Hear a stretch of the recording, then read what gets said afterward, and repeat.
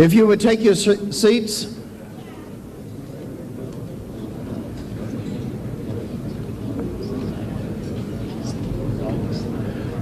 Well, good morning again. Those of you who were with us 2 years ago at this conference remember the excitement of October the 19th, 1987. We are going to try very hard not to do that again. Well, this past year has brought us a new administration here in the United States, and new thinking about political and economic directions around the world. And for the next 2 days, we're going to try to put these developments into perspective. And with that in mind, I would now like to introduce our conference host. Mark Shields is a well-known columnist for the Washington Post, as well as a popular television and radio figure. He manages to combine those rare gifts of astute political insight and good-natured humor that always hits home. Mark is enlightening and entertaining. He has lectured at Harvard and the University of Pennsylvania on American politics and the press.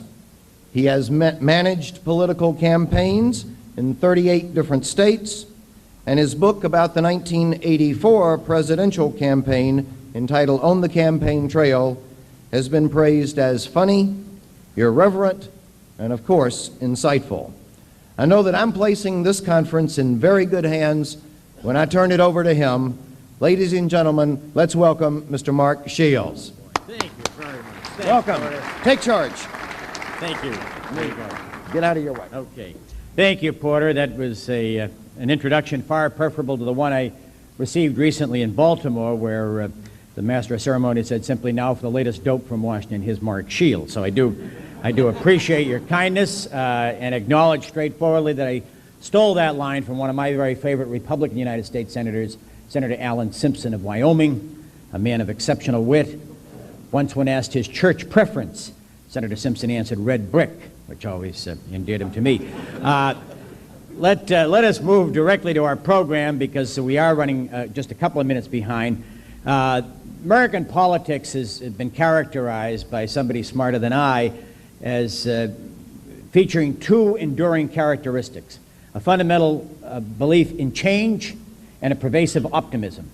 And nowhere more empirically is that change documented than in the census that we do every 10 years. In between times, those census, we have to rely upon the wisdom and work of Americans like John Morgan, who joined the George Bush campaign in 1979 in a rare burst of prescience, 10 years before Mr. Bush himself would, of course, win the Republican nomination. But after the Reagan-Bush campaign of 1980, he went to the White House in the Office of Policy Analysis, where in effect he was and remained the resident demographer for both the Republican administration and Republican Party committees. He left the White House in 1983, founded his own consulting firm, Applied Research Coordinates, and he is in fact now advising any number of American businesses and corporations. He's a native of Indiana, received a bachelor's degree from George Washington University and a master's degree from Valparaiso University, to tell us about the change with which we are living and with which our lives will be touched. John Morgan.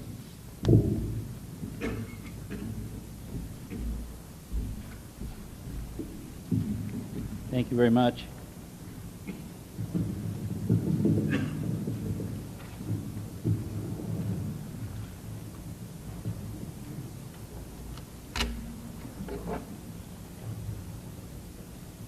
Okay, I guess we're ready. I'd like to begin with a number of demographic slides, and perhaps the most important demographic thing to look at is population change. Between 1970 and 1980, only two states lost population, New York and Rhode Island. But the states in yellow in this slide up here, in the Midwestern states, the Mid-Atlantic states, the Southern New England states, had very slow growth. The greatest growth occurred in the Rocky Mountain states, the Southwest, and the South. This slide more or less defined the boundaries of the snow belt or the rust belt or the frost belt and the sun belt. So this was the sun belt and this was the snow belt or rust belt at that time. The resultant population changes meant that 17 congressional seats were going to change from the snow belt to the sun belt. New York lost 5 congressional seats out of its 39. Pennsylvania lost a couple, Michigan lost 1, Ohio 2, Illinois 2, Indiana 1, and so on. California gained a couple, Texas 3, Florida 4, and many of the small Rocky Mountain states like Nevada, Oregon, New Mexico, Arizona, Utah, Colorado gained a congressional seat. So you had power shifting from the north to the Sun Belt. What about the 1980s? Well, in the earlier years of the Reagan administration, between 80 and 86, 4 states lost population. Iowa, because of the farm situation, of course, Michigan and Ohio because of the industrial auto economy, and West Virginia because of the coal situation. The greatest growth occurred again, Texas to California, the South Atlantic, and in northern New England particularly. Now, I could have run the 1984 presidential campaign off of this slide. To a certain extent, in choosing our states, I did that. The counties in green here, and there are 3,000 counties in the United States, and no, I don't know them all, and I never will. A lot of the counties in green here lost population, and up here in the Pacific Northwest, you had the mining, the lumber industry, the fishing industry in a recession. You had a lot of farm discontent here. That's why the Republicans lost a Senate seat here and here, Illinois and Iowa in 1984, in North Dakota and South Dakota in 1986, Nebraska in 1988. So you had a lot of population loss here in the farm areas. But you also had loss of population in the smaller industrial cities like South Bend, Kokomo, Muncie, Saginaw, Michigan, Battle Creek, Lime, Ohio. Plus you had a loss of population in western New York around Buffalo, Cleveland, Ohio, down into West Virginia, Pittsburgh, and so forth. So, and of course you had some blacks leaving the deep south to head north. So those are the areas of the greatest discontent. It's not at all surprising that George Bush lost Iowa, which normally votes Republican. But we have to get beyond 1986, of course. Between 1987 and 1988, there were 10 states that lost population. The upper Rocky Mountain states like Wyoming, Montana, and Idaho because of farming, somewhat because of energy. Some of the farm states, Iowa, Nebraska, North Dakota, Louisiana, Oklahoma, and Alaska because of the oil decline, and still West Virginia. And the states in yellow were almost at a break-even point. Let's move on to 1988. Again, 7 states still losing population, and it's the upper plains, again because of farming and energy. Oklahoma, Louisiana, Mississippi, West Virginia, still losing population. But not Texas. Texas has, even though the growth has slowed in Texas, it still remains strong. So between 1980 and 1988 now, we have Iowa as a state losing population. We have Michigan, although I believe by 1990 when they take the census, Michigan will be on the positive side. West Virginia is still negative. Possibly North Dakota and Wyoming or Montana might turn negative. Greatest growth, again, has been from Texas to California, in the South Atlantic states, and in the the states of northern New England, and so forth. Again, you can see the frost belt. Because of the Twin Cities, Minneapolis and St. Paul, Minnesota's been more of a growth state. A lot of people ask me, because we're looking so closely at where not only are the new congressional seats going to go, but what about state legislative seats? We're talking about those. People want to know which counties are growing. So the counties in purple grew over 100,000 people, and the dark blue counties over 50,000, and the light blue over 20,000. And if you take a stroll around the country, you'll see that a lot of people are moving out of the Boston area up into New Hampshire. I don't know why they're leaving Massachusetts. I can't figure that out. Moving up into Maine, the megapolis, Washington, D.C., tremendous growth, the Philadelphia suburban area. Central New Jersey, tremendous growth. The Jersey Shore, Monmouth County, Ocean County, Princeton, Trenton. In North Carolina, we've had tremendous growth in Raleigh and Charlotte. The Atlanta area has been tremendous. And of course, Florida's been tremendous for the last 60 years, just tremendous growth. In Texas, despite what they tell you, it's still been tremendous growth Texas has undergone, even though it's slowed a little bit. San Antonio, Austin area, Dallas, Fort Worth, Houston, Brownsville area. But the greatest growth has been in the Phoenix area, in Arizona, Southern California. Los Angeles County has had a growth of over 1 million people. It's going to get at least 2 new congressional seats. Even Northern California, Seattle area, the Puget Sound area, Denver, even though that's slowed down. And in the Midwest, which has been a slow growth area, the greatest growth has been in Minneapolis, St. Paul, and there's been tremendous growth in the Chicago area, particularly DuPage County and so forth. A little bit of growth in Indianapolis and the Columbus, Ohio area. Now, what's that going to mean for congressional reapportionment and redistricting in 1990? Well, I think about 17 seats are going to shift from the Snow Belt to the Sun Belt. And I'm predicting, I'll bet the house on Massachusetts will lose 1, New York will lose 3, Pennsylvania loses 2, West Virginia loses 1, 2, Iowa 1, and Kansas 1. Probably Montana 1, but when you get down to the end, you're not quite sure. Kentucky, a possibility, but it might not be Kentucky.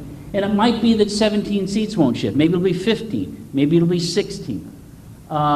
Growth, I think California will get 6, certainly 5 for sure. 1 in Arizona. Texas is fighting for 3. It has 2 for sure, but I think I have a lot of confidence in Texas. I think it'll get to 3. Georgia 1, Virginia 1, North Carolina probably 1. Florida, most people say 3, but I think if it hits 13 million people, it'll get 4. And again, you're going to see the power in the House of Representatives will shift from Snow Belt to Sun Belt. And let's look a little farther into the future. The year 2000, I'm looking at these seats, again, 13 to 15 seats shifting from the industrial states into the Sun Belt. I think that trend is right now for the rest of the 20th century. I believe it's irreversible. Now, you've heard maybe that the American population is aging. It's getting older, and it's true. These are the senior citizen counties. But let's put things in perspective. In 1980, 12% of the American people were over 65. By the 1990 census, I believe it's going to go up just under 1%. It'll probably be about 13. But the number 1 senior citizen state is Florida, and that's at 17%. So everything has to be compared with Florida.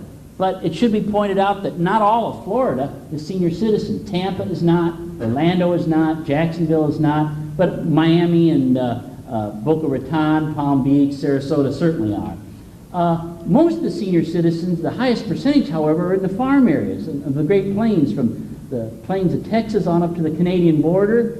Some of these counties are 25% senior citizens. So senior citizens are not evenly distributed. There are very few senior citizens in the industrial Midwest. That's because most of them have had fairly good jobs and they can retire to Florida. A lot of people think of California and Arizona, but there's so many young people there, the percentage of senior citizens is not that great.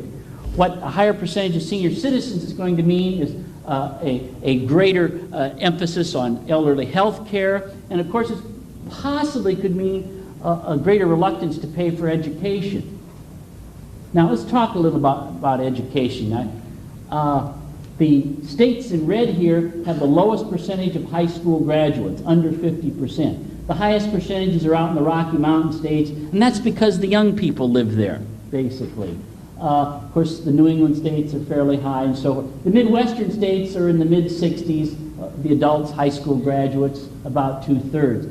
But let's take a look at college grads. And here you have a very different pattern. You have the South, of course, being lowest. It traditionally has been the lowest area. And that's not just because of blacks. The worst college states are states that have very few blacks, so it's both a white and a black problem in the South. But look at the industrial Midwest. In Pennsylvania, Ohio, Indiana, Iowa. In the Midwest, they're having a bit of an education crisis. They don't quite realize it. They get the high school diploma, and then they go into the factory. So there isn't the high-tech industry that comes into the Midwest. So this is an untapped area here, I think, of great potential that they're going to have to come through, and I'm from the Midwest, they're going to have to come through with a higher portion of college graduates. The highest portion of college graduates will be in Alaska, Colorado, New England, Maryland, states like that. Of course, they're going to have the highest income levels, too.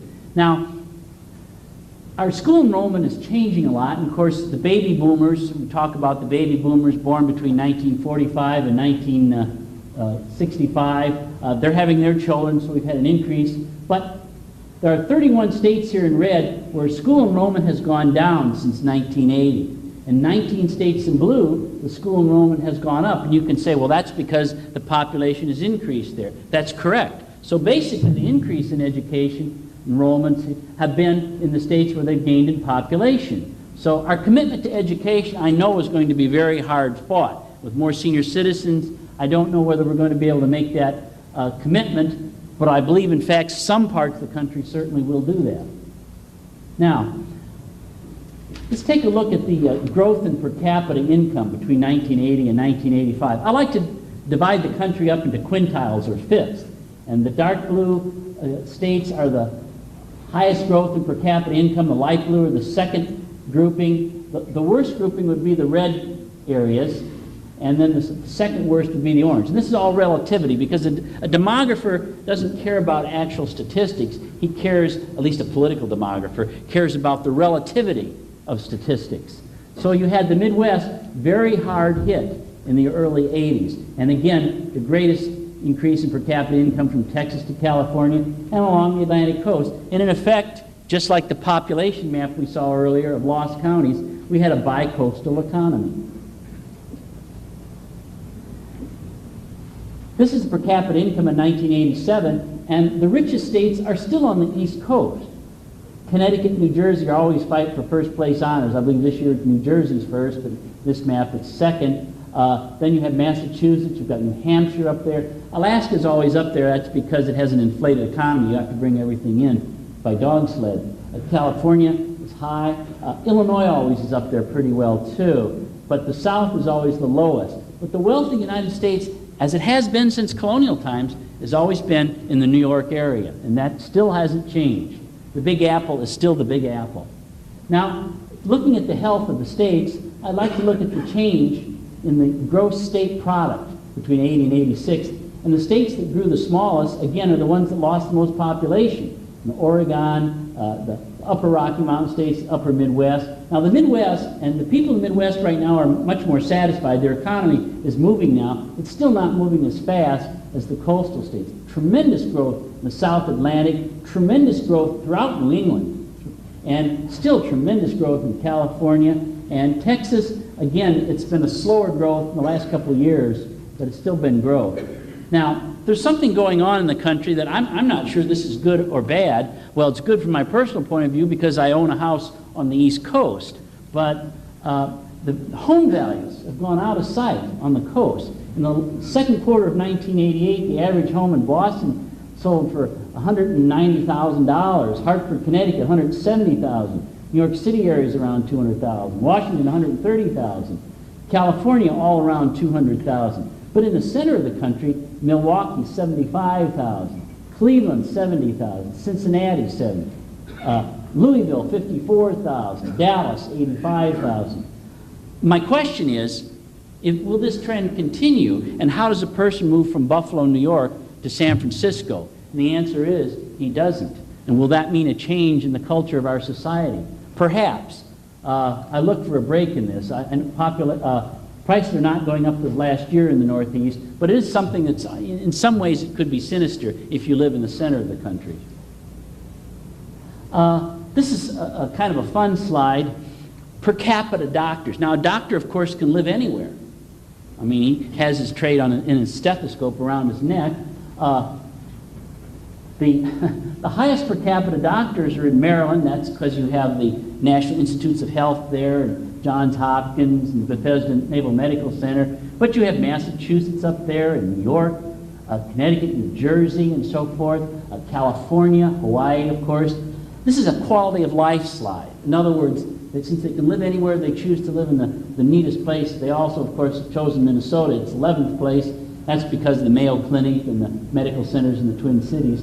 The lowest areas per capita, again, are the upper Midwest, Missouri, my home state of Indiana, some of the deep South, and so forth. And it's kind of, like I said, it's kind of a quality of life slide.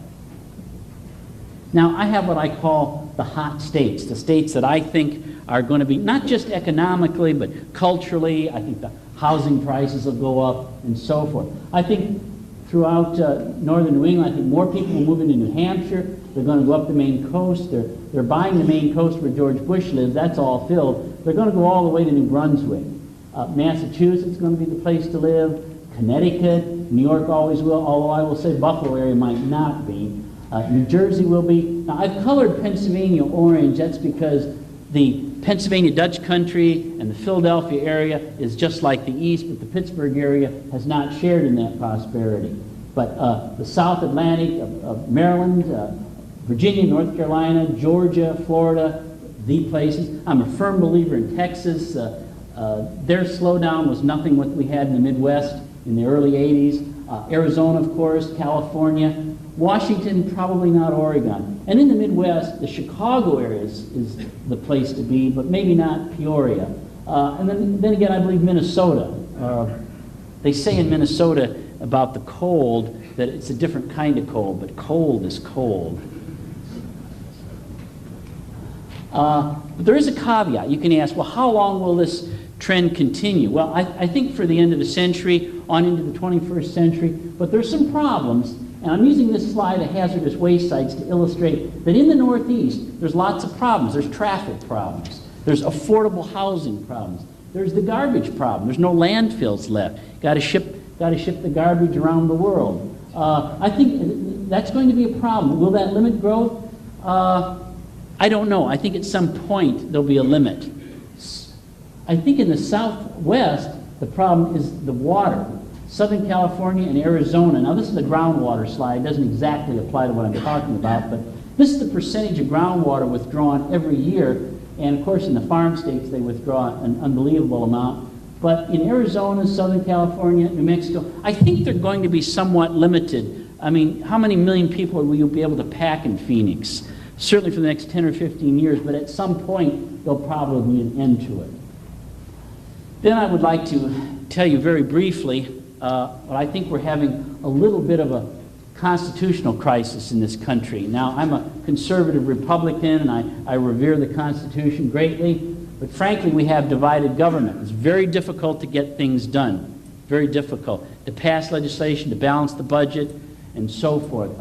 We have the fiasco of the catastrophic health care, where we pass it and then we repeal it, and you wonder what's going on. Frankly, the Democrats cannot win that White House. If you look here, these states have voted Republican in 5 straight elections. We've got over 200 electoral votes. It's 270 is the magic number. You need 270 electoral votes to win, and that's only 50 votes short.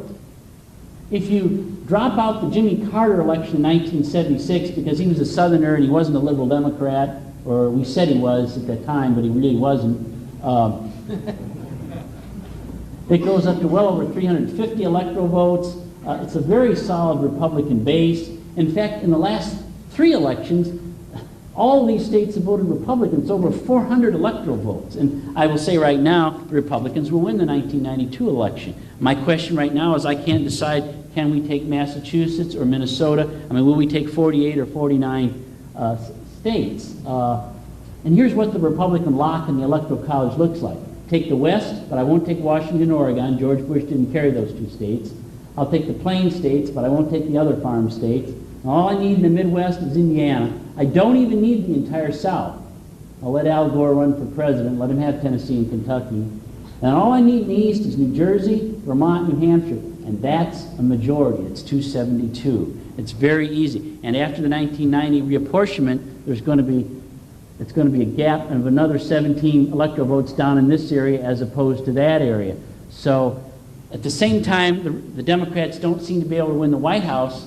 Republicans can't seem to control Congress. Our Constitution was inspired by 18th century philosophers in England and France, and at some point, I think we may have to examine a parliamentary system.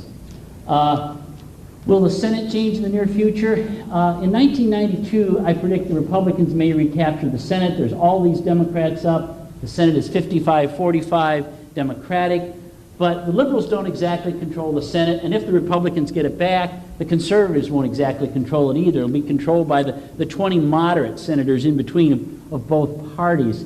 But the House of Representatives certainly is controlled by the Democrats and will be. And why is that? Well, the Democrats occupy 46 House seats. These are the constituencies in the North that are traditionally Republican seats, have always been Republican seats from practically the Civil War on. They're at the presidential level, at the national level, at the local level, and they're held by Democrats now, and the Republicans can't seem to get them back, and until they do, the Republicans won't get the House back. It's that simple. So we've got a little bit of a crisis there. The court system is undergoing a major change, and it's about to.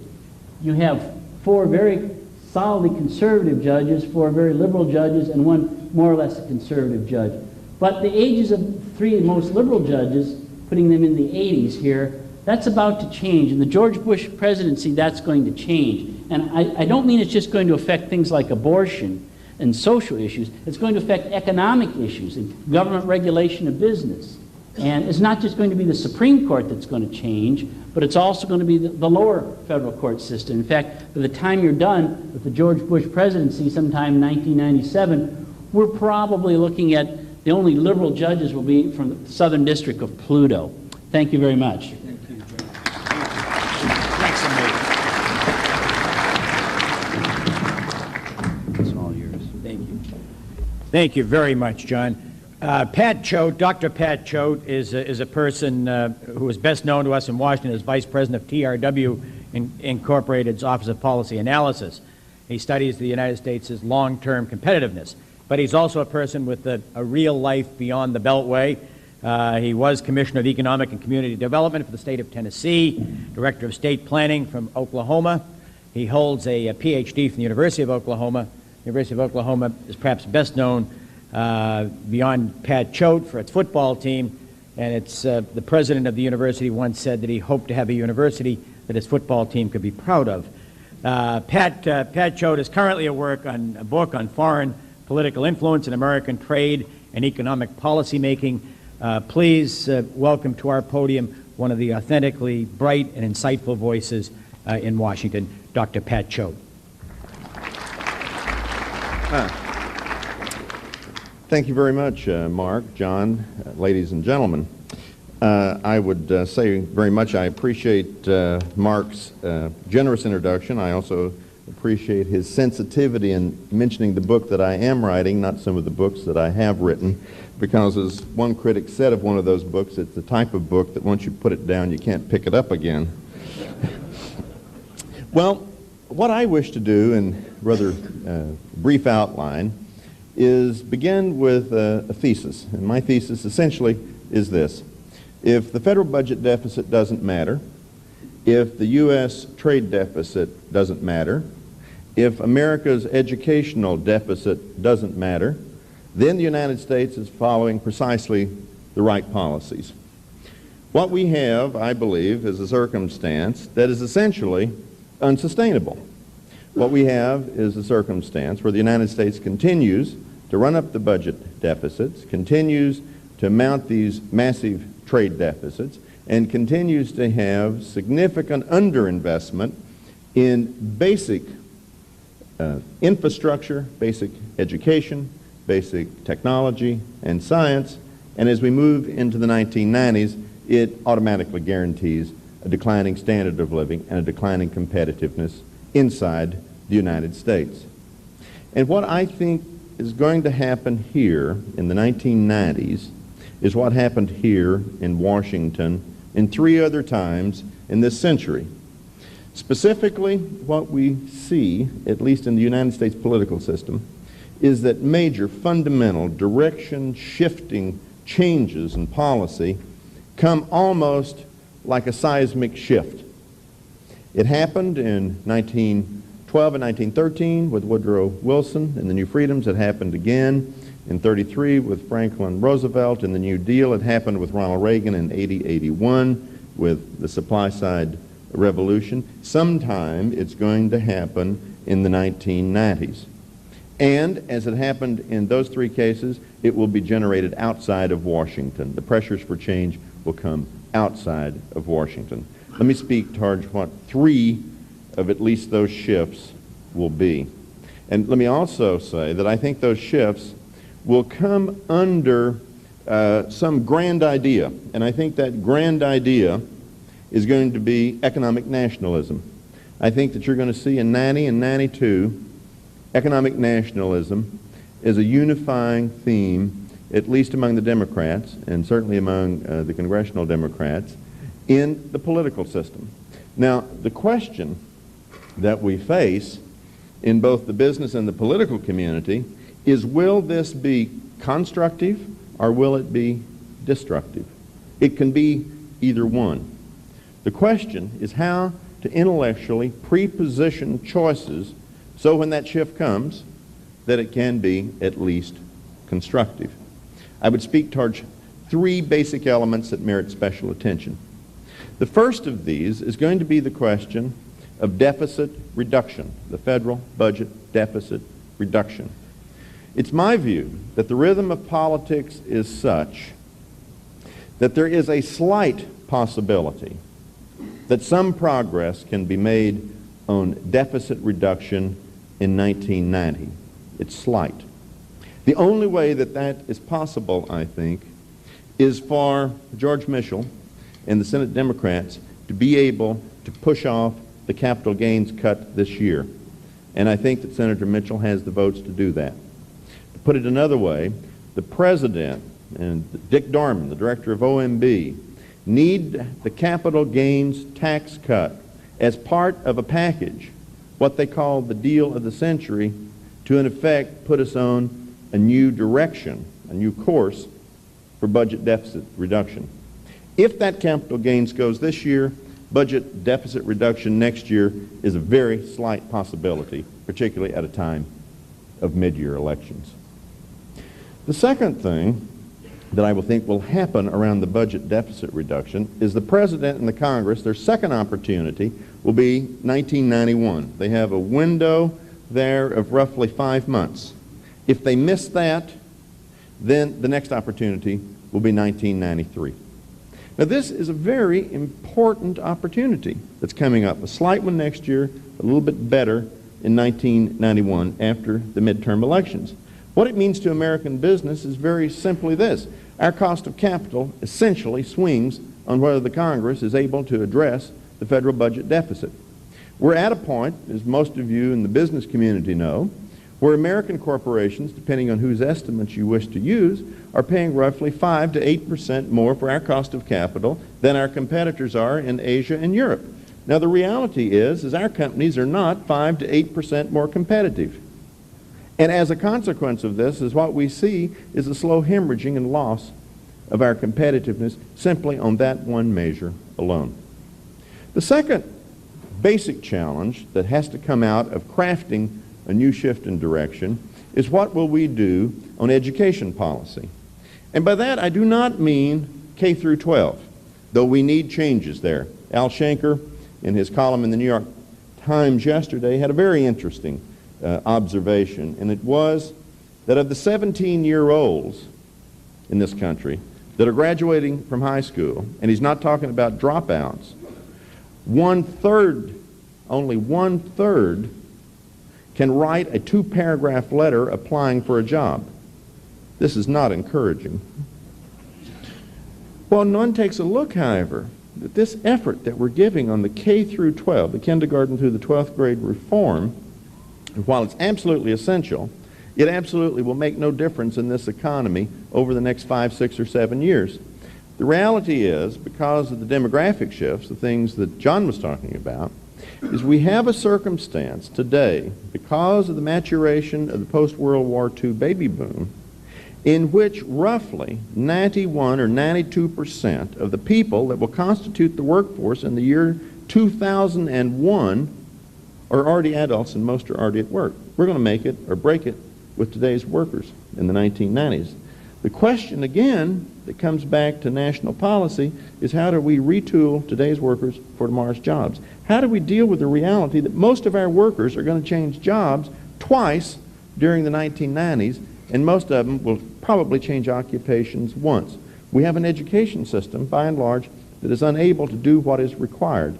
How do we find the ways and means to encourage more businesses to make more investments in retooling their workers for tomorrow's jobs?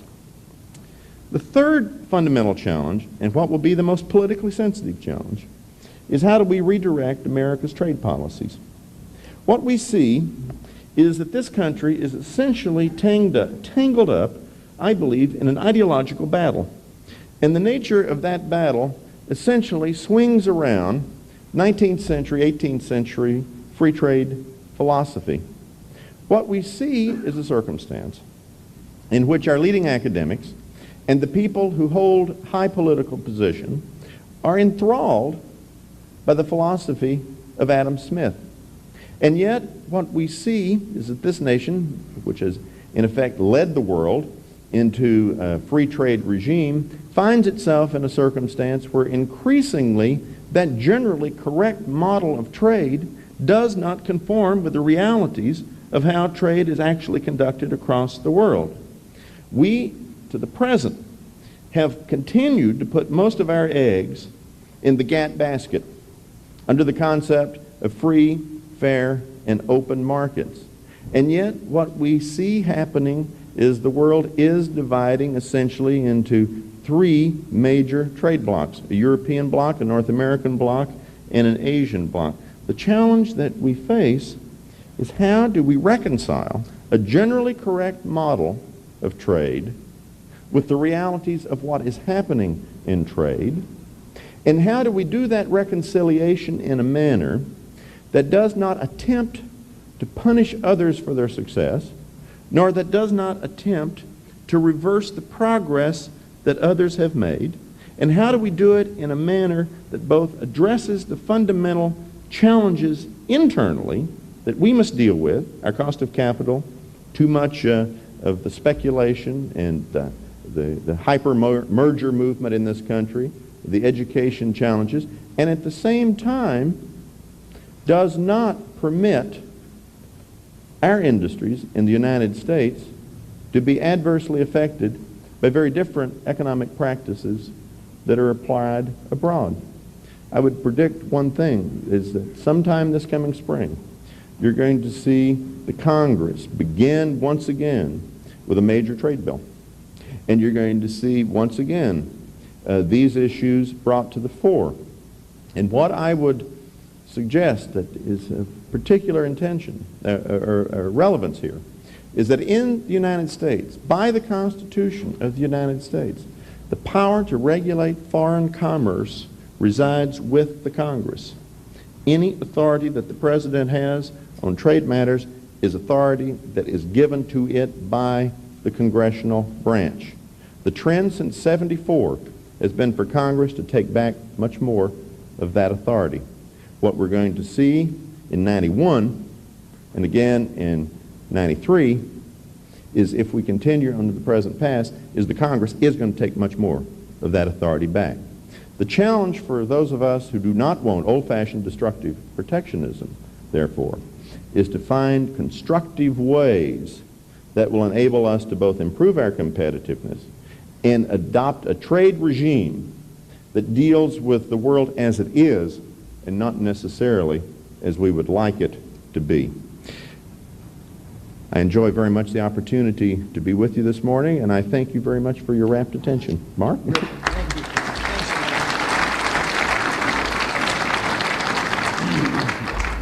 Thank you very much, Pat. Eric Sevareid, the former CBS commentator, once said that the difference between the men and the boys in politics is that the boys run for political office to be something, and the men run for office to do something. That can certainly apply to our next speaker, unanimously confirmed last February by the United States Senate to be President Bush's Secretary of Housing and Urban Development.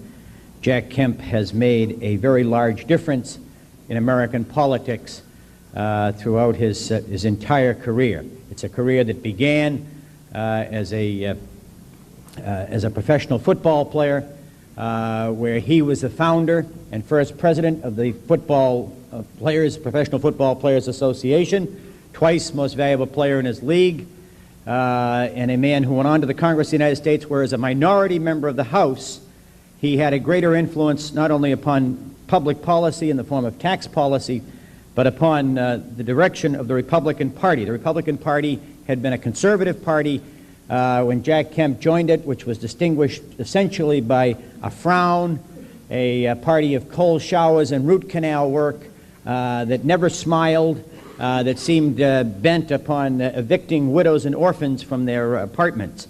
Jack Kemp brought a smile to the face of conservatism, a can-do optimism to his public career. He's a man who has stood for civil rights and workers' rights. He's a man who, at the same time, has never had an enemies list. And at a very personal note, I am quite admiring of him, having covered the campaign of 1988, having disagreed with him on 11 out of every 13 issues, but admiring him because at a time when so many politicians paid lip service to pro-family values, Jack Kemp is the only presidential candidate I ever saw gave up every weekend of the campaign of 1987 to return home to be with his family and watch his son play high school football. The Secretary of Housing and Urban Development, Jack Kemp. Thank you. Well, Mark Shields, thank you for that wonderful introduction. I've got it on tape, and we're going to use it in the year 2002 or whatever the next. I am honored to be here. I'm particularly pleased at this time of transition between Arthur Levitt, who did such a great job for the American Stock Exchange, and having appeared here so many times with Jim Jones. And I thought after debating him and defeating him so many times, you would not have picked him as your next president or chairman. But I'm teasing, of course. I'm thrilled that Jim Jones has taken over. Arthur did a great job, and I want to thank Jim for this historic occasion, because as Mark pointed out, maybe he didn't, but I would imagine in the history of the housing and urban development that I'm the only HUD secretary to ever be invited to address the American Stock Exchange. Of course, that's not unique, because I'm the only HUD secretary in history with a strategy for the stock market and for trade and defense and foreign policy and all other policies. I've really had a lot of fun being in the Bush administration, having served 18 years in the Congress, and to go and be picked. I don't know whether it was something I said about the president in New Hampshire that made him want to send me to HUD, but I made a pledge. I made a pledge to the president that if he chose me for HUD, I would take this relatively obscure federal agency from the back pages of every newspaper in the country right up to the front page. Didn't exactly have this in mind, however, but to be serious for a moment, it not only is an honor to serve in an administration, but to have an opportunity to be at the cutting edge of very possibly one of the most important issues facing America today, as the world begins to rediscover markets, as the world rediscovers private property, as the world rediscovers incentives, as the world, particularly in the East Bloc, recognizes that there can be no reform of an economy without first guaranteeing the integrity of that little piece of paper that we call the unit of account, the dollar, but that ultimately all reform in an economy depends upon prices and markets and the free flow of goods and services and capital to the highest rate of return, but that the predicate of that reform must be a sound money that's trusted by people to use as a lubricant, if you will, as a unit of account or a measure or a numeraire for an economy. But at the same time, we have such a tremendous responsibility to make sure that our democratic capitalistic system is not just working for the whole, for the macro, it also has to work at the micro level. And I've been particularly pleased to be one of those at the cutting edge of attempting to use market-oriented strategies, incentive-oriented policies to unleash the entrepreneurial activity of our nation's inner cities and urban ghettos and barrios on the basic fundamental belief that people respond to rewards and that there are policies that can be pursued that can touch even the lives of those who had perhaps given up on the opportunity to get jobs or entrepreneurial opportunity or a chance to own a home. So HUD under this president is going to be a catalyst for change and reform and progress. And let me say, Mark, what an honor it is to think that there were 2 out of 14 issues or 13 issues upon which we agreed. What were the 2? A number of years ago, having served in the Congress and Jimmy Jones being such a good friend from Oklahoma, but in opposite parties, I spent some time in my blue-collar district of Buffalo, New York, speaking to labor, as Mark pointed out, speaking to working people. And I'll never forget in the late 1970s when unemployment was very high in the Buffalo area, with the decline of the smokestack heavy industrial base of our city taking place right in front of our eyes. And incidentally, the unemployment rate today is about 5.1 or 5.2%. The free trade zone with Canada has unlocked a tremendous flow of capital across that border. And while the smokestack industrial base of Buffalo has declined, there's been an increasing manifestation, if you will, of smaller businesses, but tremendous investment opportunities across that border thanks to that free trade zone. But in the late 1970s, when people only saw gloom and only saw the darkness and only saw the glass half empty, I was before a labor union conference explaining my progressive, conservative, supply-side votes in the Congress over the past couple of years as I was getting ready to go into the campaign. And I'll never forget I think it was an auto or a steel worker asking me from the back of the room one day, okay, Kemp, you've explained why you voted this way over the past several years.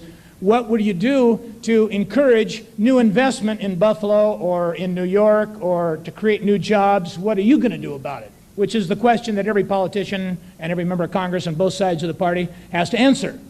And I launched into an explanation of my strategy, which was to encourage trade, to break down barriers between ourselves and Canada and ourselves and Mexico and ultimately ourselves and other nations. Pat was talking about the trading bloc in Europe and the trading bloc in the North American hemisphere and a trading bloc in Asia.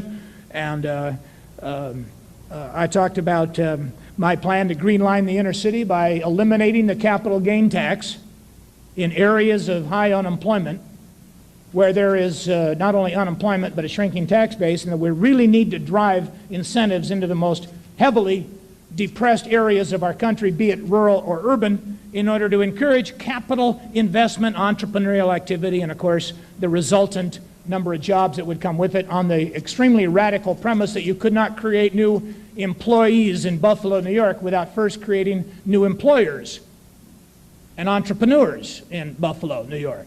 And then I went on to say we ought to have, I was supporting the Steiger Amendment. If you remember in '78, Bill Steiger, a quote-unquote moderate Republican from Wisconsin, had authored the first cut in capital gains that had been pursued for a long time, and it brought the capital gains rate down, I think, from 49 effectively to 28. And I was talking about something called Kemp-Roth, a 30% rate reduction that would bring it down to 20 by 81 or 82. And that, as I said, I wanted to eliminate it in areas of high unemployment. Make a long story short, a fellow got up in the back of the room, said, Mr. Kemp, what can we do in our union to help you get your program through the Congress? And I thought, wow, you know, what a twist of politics to hear a hardcore AFL CIO, blue-collar working person identify with a rather radical, if not audacious, strategy of using the tax code to encourage jobs and economic activity and entrepreneurship. And I said, well, what part of the program are you most interested in? The across-the-board cut in the tax rates, the cutting the capital gains tax or the elimination of it? You know, what part of this are you most interested in? He said, well, I'm most interested in cutting or eliminating capital gains. And I said, why? Do you have any? And he said, no, sir, but someday I hope to. I think while that does not a poll make, it certainly was clear to me that blue-collar working men and women in this country have as much of a stake, if not a greater stake, in the success of our economy than the men and women who are right here in this room. That the people who go without the jobs when there's a slowdown in the economy, the men and women who go without the hope of opportunity, are those who are at a level of that ladder that we call the American dream, which has been, in some cases, snuffed out in terms of its upward mobility. And as far as I'm concerned, this is a central issue of the next decade, of the 90s. Let me say one more parenthetical point, which is that 1972, when George McGovern was asked after his campaign why he dropped so precipitously in public opinion after he offered, if you remember, the Democrat welfare program, a $1,000 tax cut or credit for everybody under $17,000 a year, someone asked him, Mr. McGovern, why do you think you dropped so precipitously in public opinion after you offered 60 or 65% of the American people a tax cut if they earn less than $17,000 a year? And he gave a very honest and very candid answer. He said, I never realized in America there were so many people earning $17,000 a year who someday hope to earn $18 or $19 or $20,000 a year. And I make a premise today that egalitarian economics is not good politics. That redistribution of wealth only works if there is a contraction of the economy politically. But in an expansion, the opportunity to earn wealth and to be able to create wealth and to take a risk and to get a reward for producing wealth and getting the opportunity to climb the ladder that we call this loosely the American dream, but we find out it's no different than the Tiananmen Square dream of students in China. It's no different than what Hungary and Czechoslovakians and Poles and the Baltic states and East Germans and South African blacks or people all over the world probably call their own dream chauvinistically this or that, but we know it to be endemic to human nature. I want to say that the prosperity of, well, I'm going to steal this from somebody. One of Mark Shield's favorite presidents, Cal Coolidge, gave a speech to the Republican Party in 1924 at the Waldorf Astoria. And he was getting hammered from the left for advocating a policy of lowering the top rate from 92, coming out of World War I, down to 26 by the year 1925 or 26. And in the speech, he ends it by saying the prosperity of each individual American is, after all, dependent upon the prosperity of the whole country. And anything that endangers or retards the country's normal development economically jeopardizes, to that extent, the prosperity of each individual person. Now, why tell this story and why spend time going back to 1924 or even 1972, and what impact does that have on the Secretary of Housing and Urban Development? So I told President Bush I wanted to be the Secretary of Housing and Urban Economic Development, because you can't talk about affordable housing unless you talk about jobs that deliver incomes that allow people the level of earnings that would allow them to afford. We don't talk about making stock available and affordable to the American people by reducing the value of equity in the United States of America. We don't want to reduce the value of real estate or reduce the value of someone's most important capital investment, may very well be that home. And affordable housing is an issue, but the answer is not to reduce the value of that house, that real estate, that home. It is to encourage not only a greater supply of housing, but also to encourage a greater supply of jobs that will allow the income to allow people to buy or purchase and afford housing. Now, again, what impact? First of all, a recession would be absolutely devastating to the plans and goals of the Secretary of Housing and Urban Development and the low-income or poor people that I visit and have been visiting for the last nine months as Secretary of Housing and Urban Development. You can't help the poor when the country's becoming poor. You can't wage war on poverty without using the greatest tool in that war, i.e. the private enterprise system. Lest you think this is just Kemp speaking, Bobby Kennedy in the 60s suggested that to fight poverty without using private enterprise is to fight a war and leave your greatest army on the sideline. The greatest army in the war on poverty, notwithstanding the role the federal government should play, notwithstanding the role of the nonprofit sector, the voluntary sector, churches and synagogues, and the whole nation needs to be enlisted in a war against despair and homelessness and lack of housing affordability and wage a war on poverty. But ultimately, it's going to be won or lost by policies designed to make sure that the recovery continues, because all of the spending that we hope to do, from helping restore sound education, to fighting drugs, to building infrastructure, to helping earthquake victims or Hurricane Hugo victims, our spending, our resources depend upon the ability of the private sector to grow and expand and to deliver this oxygen, this seed capital, the seed corn, if you will, to do what we would like to do for those who are less fortunate. Now, having said all that, over the last 5 or 6 years, we've had a relatively strong recovery. Relatively strong in that it has delivered 8 to 9% growth in revenues each and every year for the last 8 or 9 years. I know I have been accused many times of not spending a sufficient amount of intellectual capital on the necessity of fighting deficits.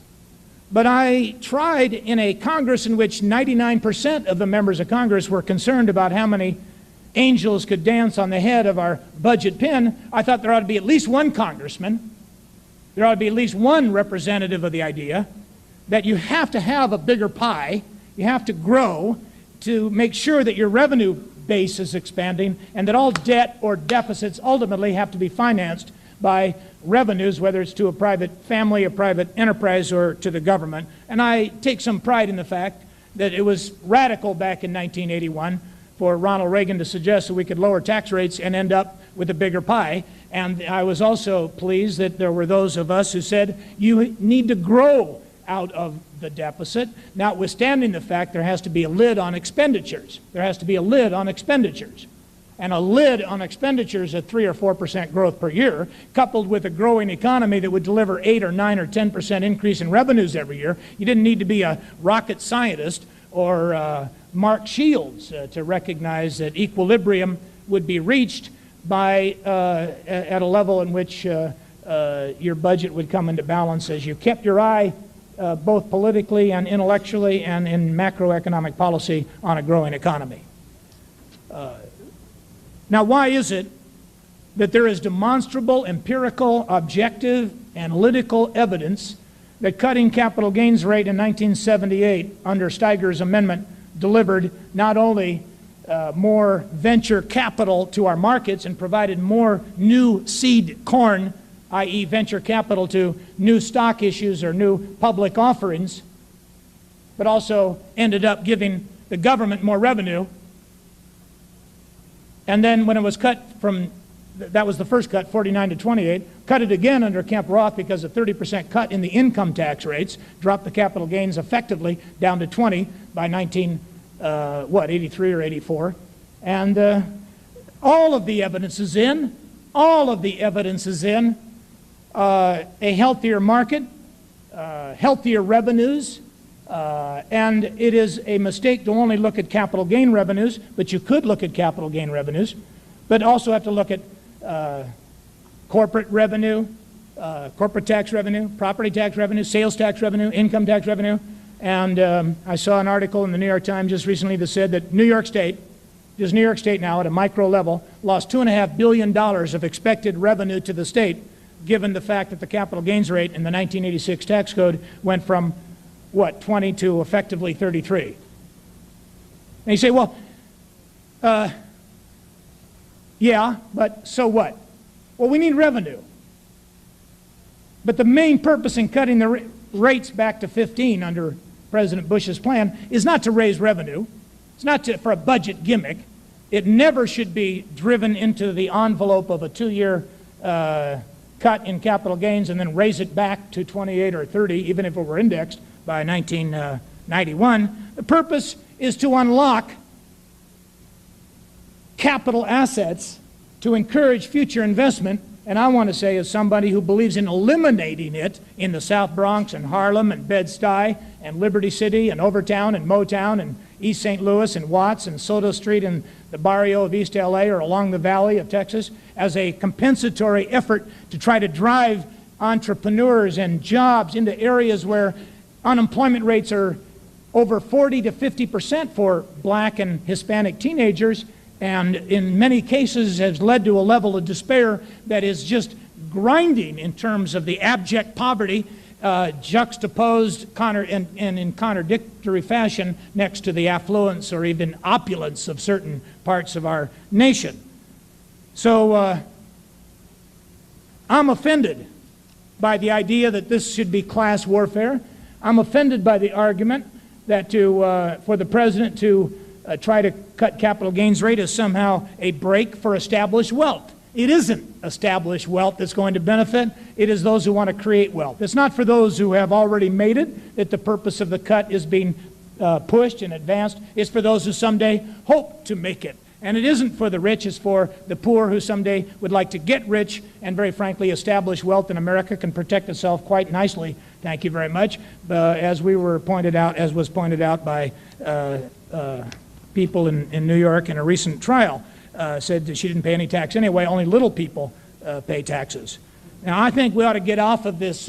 It's interesting that the Marxist world is in absolute disrepair, disrepute, intellectual disdain for the Marxist, socialist, manic, egalitarian ideas of Karl Marx. And students in Tiananmen Square are quoting not Marx or Trotsky or even Mao Zedong. They're quoting Patrick Henry in the House of Burgess and Thomas Jefferson. And I don't know what Pat was saying about Adam Smith, but they're probably quoting a lot more Adam Smith than he was today. Is that too mean to... Yeah, well. Oh, yeah. Why make fun of... But the point is, I believe, well taken, that from the Baltic states to the Solidarity movement in Poland to Hungary that declares itself a democracy throughout the world as a moment of intellectual triumph. I'm not saying it's the end of history, Mark, but it's the end of the socialist model, particularly if we can make the democratic capitalistic model work better, not only for those who have made it already, but particularly those who someday hope to have a piece of that pie, the equity, the stake that people have.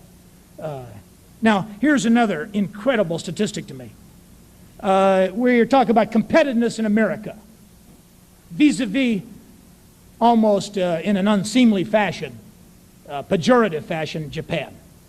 It's embarrassing to see the bashing of Asia or the bashing of Europe or the bashing of Africa or the bashing of Latin America, but it does go on. But there's a much bigger issue at stake. I am astounded of market analysts who couldn't figure out why we had a 7% drop in the price of stock, why there was a 190-point drop in the Dow Jones Industrial Average, and not a single person in our nation's press, other than in the Wall Street Journal, pointed out that it had something to do with a quote-unquote Democratic victory over President Bush on capital gains and putting it off, perhaps even permanently. Now look, Jones is a Democrat and I'm a Republican, but this is a president who has compromised and worked in a bipartisan way with so many members of the Congress on so many things, from the FIREA to the earthquake to clean air to hopefully housing legislation and reform of that reform of our department, which I am undertaking in Herculean terms. And I don't have any rivers to divert through that stable. I got to do it with my bare hands, and we're going to do it. We're going to get those programs working on behalf of people, not on behalf of political influence peddlers. But while we're doing it, why not make sure that this country make sure that this economic expansion even increases at a greater level into the 1990s, so that we have more resources and revenues with which to help people who are genuinely in need, from those who are homeless to those who need drug treatment and rehabilitation, to what Pat was talking about in terms of education. Someone told me the other day that if you took $1 and doubled it every year for 20 years, it would be $1 million and 48,000. I was thinking, and I don't know if my calculations are correct, but if you taxed that dollar at 33% and compounded the tax on every increase in the value of that dollar, compounded over 20 years, after 20 years there'd be $22,000 left out of the profit of $1,047,999. I probably lost something in the translation. But the point is who loses?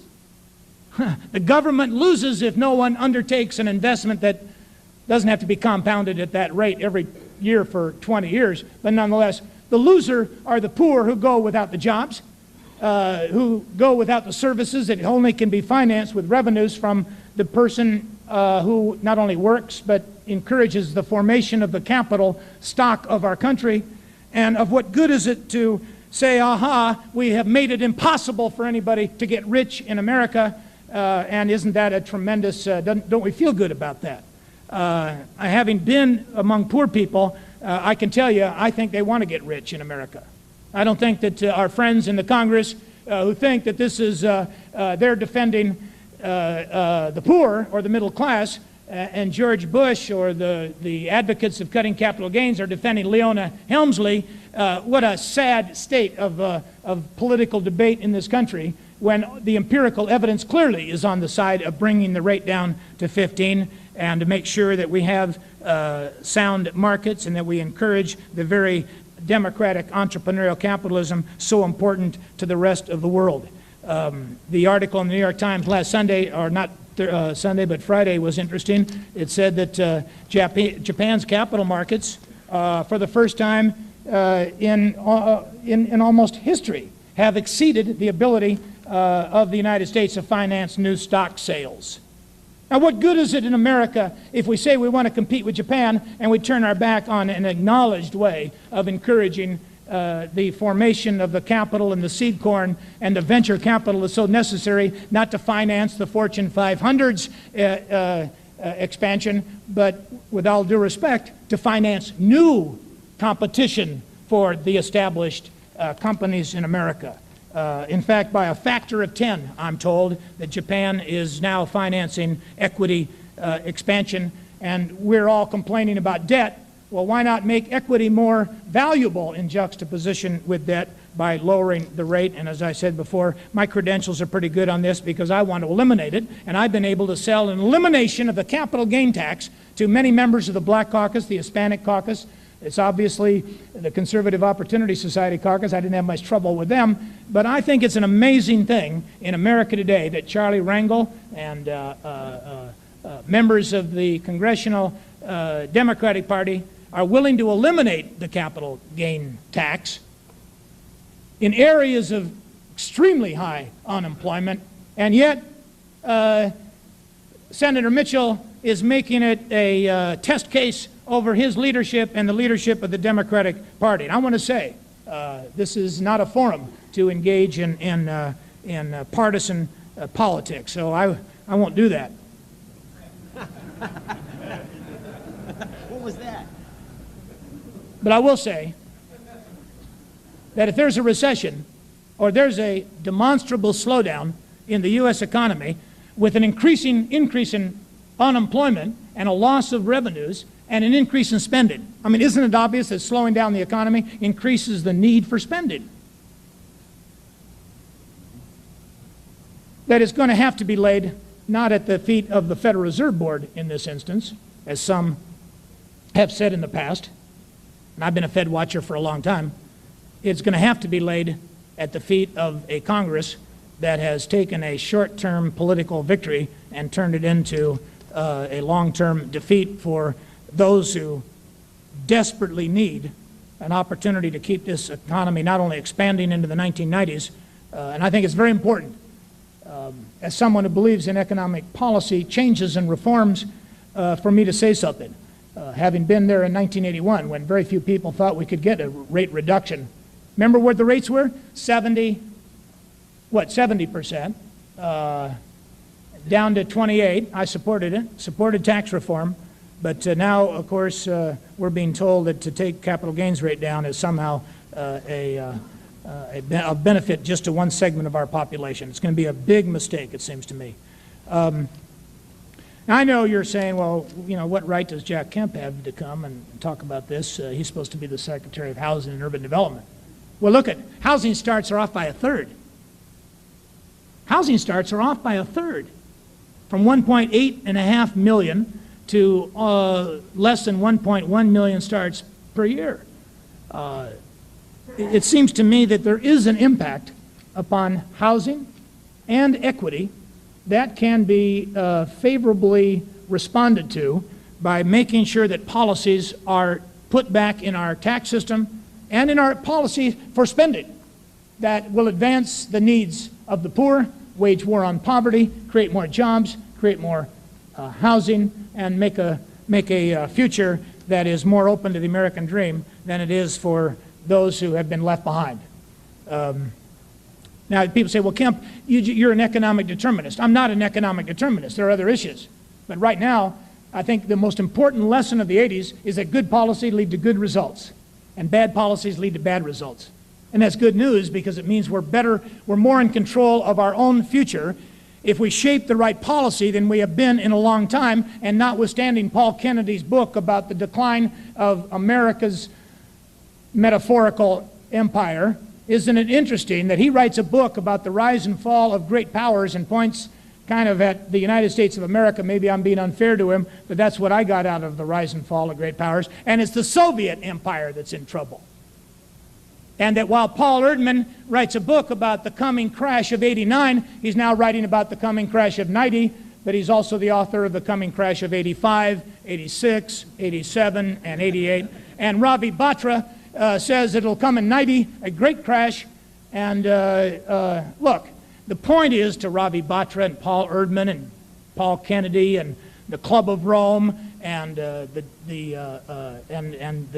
analysts in our nation's newspapers, if we do the right thing, we can get good results. And conversely, if you do the wrong thing, we're going to get results that will not just hurt some, it will hurt everybody, and particularly hurt those who are looking to us. We're trying to tell Poland how to start a stock market.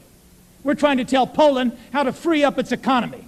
We're trying to tell the rest of the world that democracy and freedom and private property and limited government and helping the poor by creating opportunity for them is the most important economic and social and political development tool on the face of the earth. And yet, to a certain degree, we've got people here today in our own country who, at the moment of triumph, at the moment in which some celebrate the end of history, I celebrate the end of communism and fascism and Nazism and socialism. What happens in the United States is going to impact on the rest of the world. What type of a model we show the rest of the world. And very frankly, I want to make this work for those who have been left behind and left out and who are the least and the last and the lost. I want our programs to work for the poor. I want to wage war on poverty. But very frankly, it's going to be very tough to wage war on poverty if this country's economy slips into a contraction in the 1990s. Or the 90s can be an opportunity to have an expansion, greater revenue, greater employment, more entrepreneurship, and I believe less inflation if we make our monetary policy against the sovereignty of a price rule. Didn't even mention it. Let me take some questions, because I have said some provocative things, and I would love to hear Mark Shields tell me that it's good politics to beat the president on this. Anybody got anything? Yes, sir. Yes. Let me ask one question. We talked a great deal about capital investment, about capital gains tax. Other nations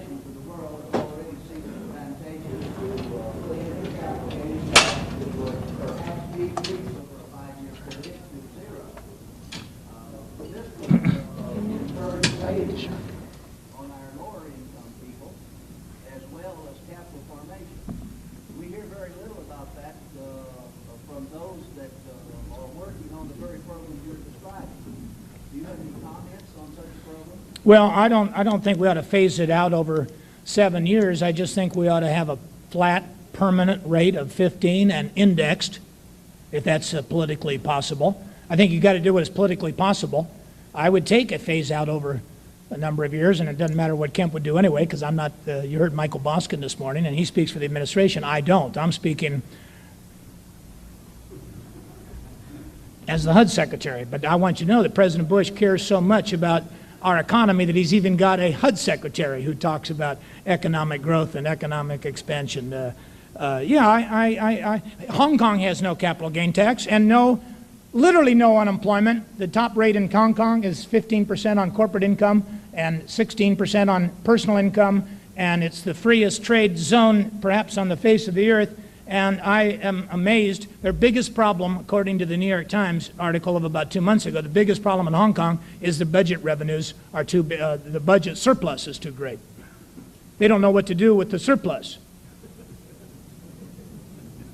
And as I said, Japan's stock market is outperforming the United States by a factor of anywhere from 3 to 5, and their top tax on capital gains is effectively 5%. And to me, capital gain tax is a double, if not in some cases triple, taxation of income.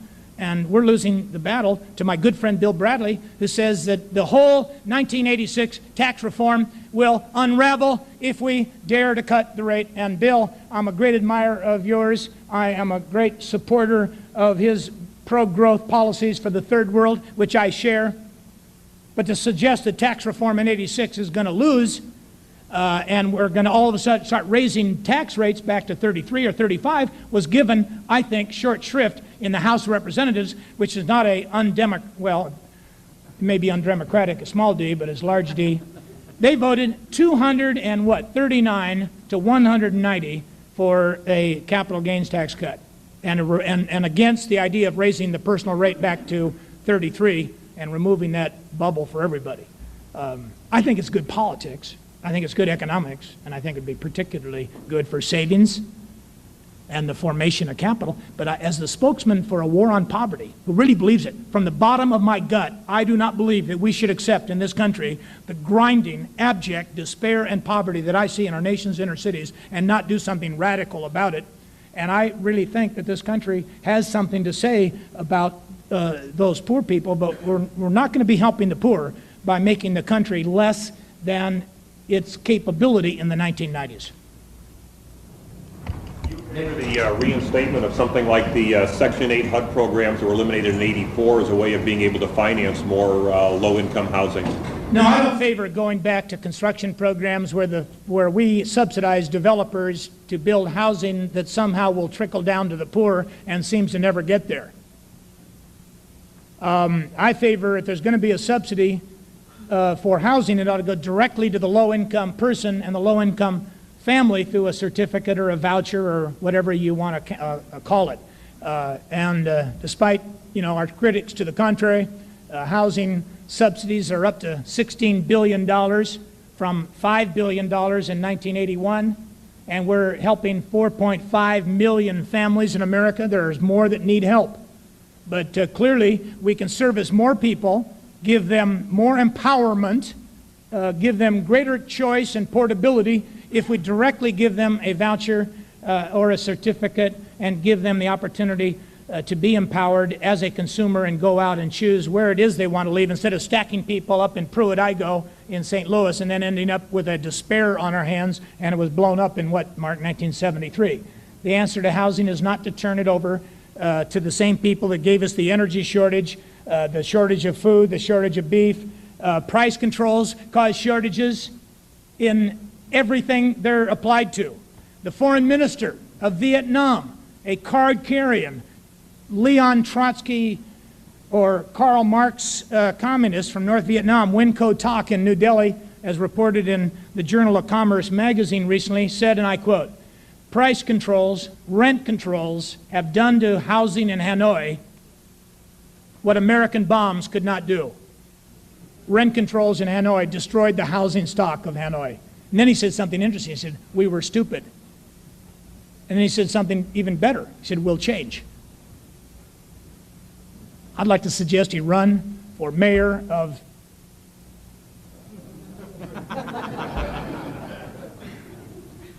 or run for Congress.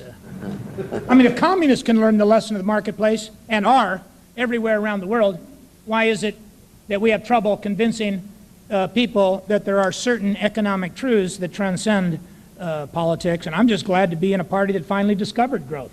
We spend all our time as certified public accountants with green eye shades on, looking only at budget issues and convincing the American people that we cared very little about their job, their income, their opportunity, their education, their environment, their chances of achieving the American dream. And I only say this with passion because I've been there, and I've been in inner cities, and I've been in places of great pain, and every single person I meet, black, Hispanic, Asian, male, female, all of those people say, what we want is a chance to own a home. What we want is a chance to own a house. What we want is a piece of equity in the American dream. What we want is a job. What we want is a drug-free public housing unit. What we want is a chance to get our children educated and on that ladder of boundless opportunity with which we once associated America. I'm not saying the capital gains tax is the only issue today. There are many other issues, but at the margin, right now, it is the single issue that is going to determine, as far as I can tell, whether or not we accept something less than what we could get out of this great economic engine of free enterprise in this country.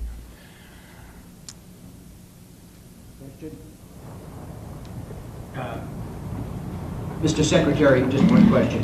You mentioned the bubble. Could you just address that again? Jack Kemp has been very modest about his own contributions. Jack Kemp was responsible for the Tax Reform Act of 1981. Ronald Reagan, to all credit to him, was a classic Republican conservative, the type who have been losing elections rather regularly in this country from 1932 through the 1960s, until in 1978 he embraced Jack Kemp's supply-side economics and tax cut policies. And Jack Kemp, along with Bill Bradley and Dick Gephardt, with Bob Caston, was the co-architect of the Tax Reform Act of 1986.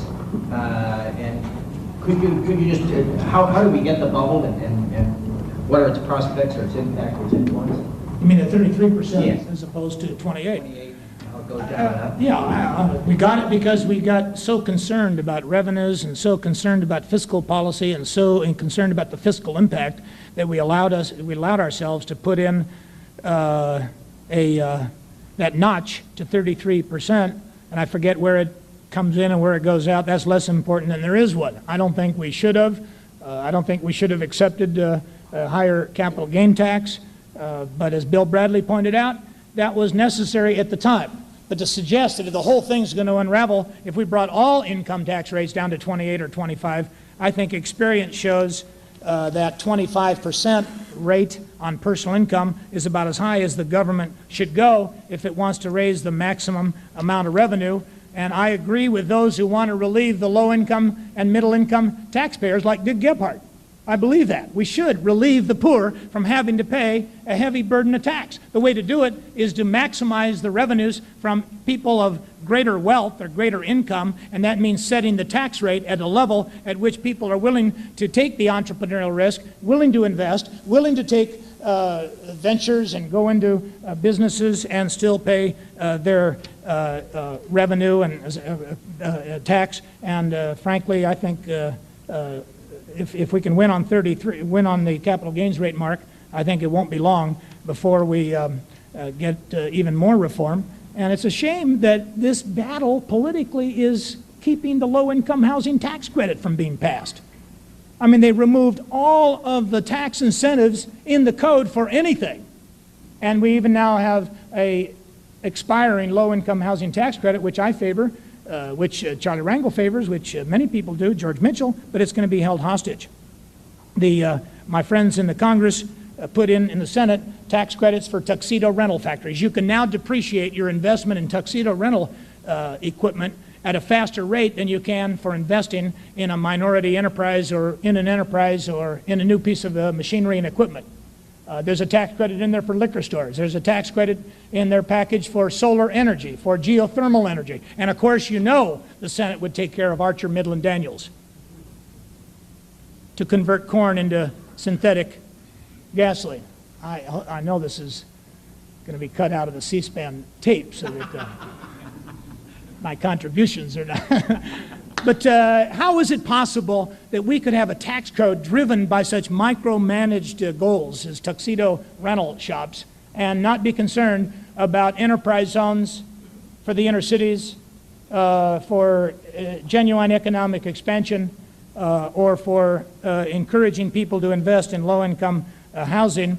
I think these issues are at the margin incredibly important, and it is for that reason that I appreciated the hospitality this morning of my good friend Jim Jones. I want to wish him well. Enjoy always being before this organization. Flattered that you would invite the Secretary of Housing and Urban Development, and didn't want you to think that I had lost my chutzpah in speaking out on issues of great import. But I want to say, as I conclude my remarks, I think what is at stake is our economy in the 1990s. I'm bullish on the economy in the 1990s. I'm a George Gilder fan, and having just read Microcosm, I am convinced that the greatest example to the world of how communism and socialism does not work is the ability of the United States and the capitalist democratic West to make our system work. And so I would even take this further and say what we do in the United States has an impact upon the rest of the global world, on the rest of the global economy. And this is an exciting time to be a HUD secretary, but won't be so exciting if housing starts and stock prices and equity investment and savings rates and budget deficits all go in the wrong direction. Then it gets uncivil. That's where you get people picking at each other, and that's where you pit people against it, and then it becomes a zero-sum game. And I think democratic capitalism is the greatest win-win game for people the world has ever known, and helping to export that to Mexico and to the rest of the world is critically important. And I at HUD am going to try to make it in our own third world economies, right there in the barrio and the ghetto that are underdeveloped, impoverished, in debt, unemployed, with despair, and all of the social pathologies that exist. We've got to liberate those people with policies that can bring back the American dream and help recapture it for those who feel like they've been left out. And we're going to give our best try at it, but keeping this economy strong is central to the future of our experiment in democracy and entrepreneurship. Thank you. Prior to his appointment, Mr. McCormick worked for several years as U.S. Ambassador to the Organization of American States. Before that, as Assistant Secretary for Economic and Business Affairs. A graduate of Georgetown University, he had his first job here in Washington at the Peace Corps, a member of the Peace Corps. He speaks both German and Spanish, which sets him apart from most of us Americans. And he is, it was once said of Lyndon Johnson, the anecdote was told that Lyndon Johnson was Vice President of the United States after John Kennedy was elected in 1960, and Johnson was quite taken by the fact that Kennedy's cabinet had so many bright and celebrated people with so many degrees and achievements, and he was waxing almost euphoric and ecstatic one afternoon in the office of Speaker of the House Sam Rayburn, who had been Lyndon Johnson's political sponsor and tutor, and Johnson his protege. And Sam Rayburn sat there listening to Johnson just go on at great length about McGeorge Bundy and Robert McNamara and how brilliant they were. And at one point, Sam Rayburn finally interrupted Lyndon Johnson and said, "Lyndon, I just wish one of them had ever run for sheriff."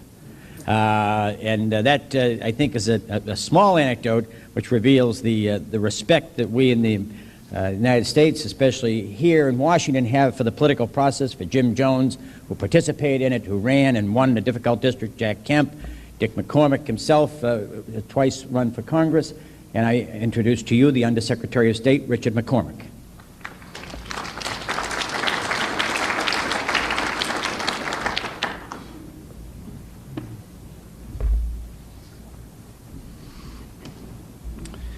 Thank you very much. I'm obviously delighted to be here.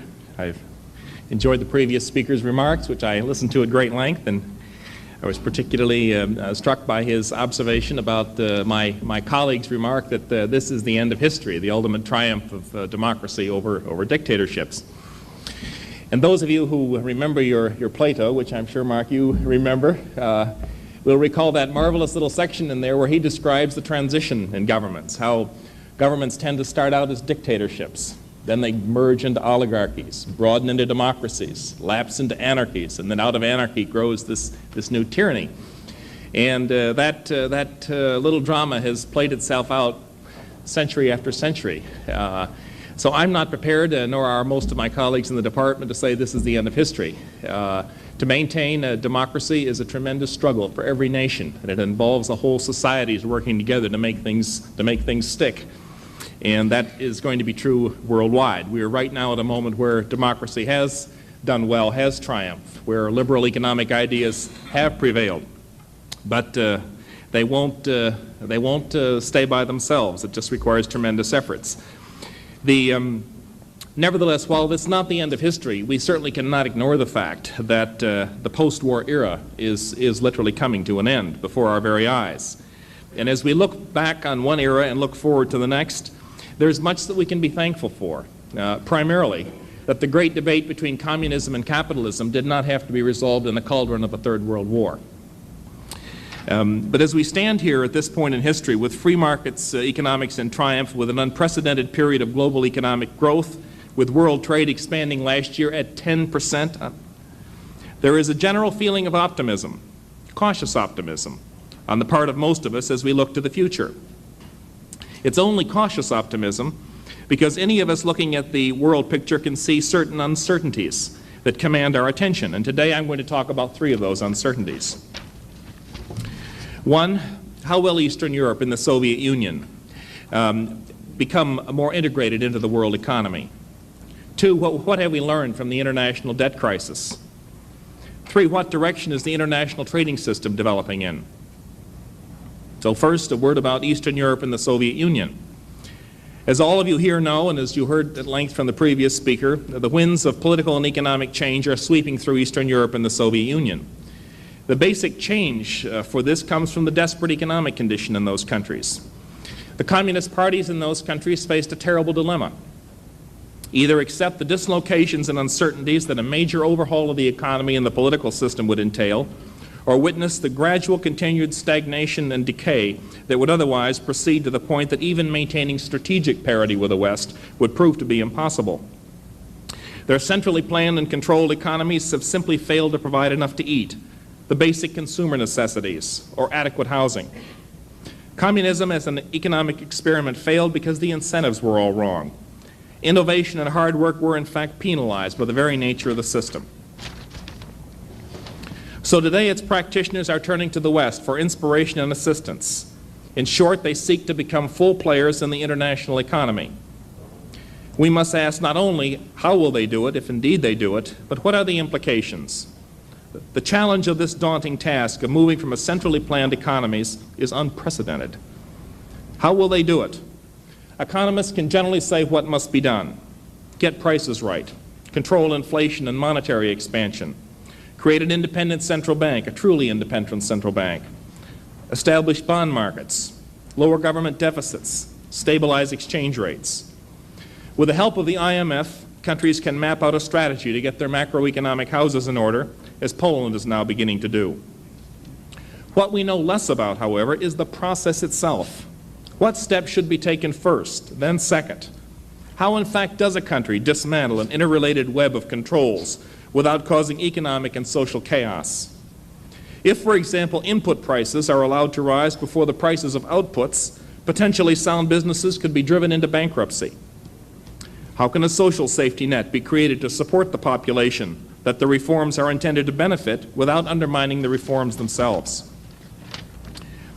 I suggest that what Poland, for example, needs, in addition to IMF and Western assistance, is an EC92 plan, a vision of its own. If Poland were to lay out a more detailed plan with a timetable for each step of the dismantling process, this could have a psychologically energizing effect It would show the Polish people clearly where their government is leading them and when. They would be aware of the sacrifices, but also of the timing of potential benefits. As with the EC92 program, the excitement and visible progress of meeting goals feeds on itself and could instill the confidence needed to carry out difficult reforms. It could also serve as an encouragement to foreign investment. I just returned a few days ago from an OECD meeting in Paris, which was devoted to looking at the whole perestroika process in the Soviet Union. And people noted the fact that minor reforms were often failing because the major reforms were not yet in place. One man observed that this form of reform was very much like shifting from a highway where you drove on the left-hand side of the road to a system where you drove on the right-hand side of the road. But instead of making the shift all at once, you started one week with the bicycles, the next week with the cars, and finally the trucks.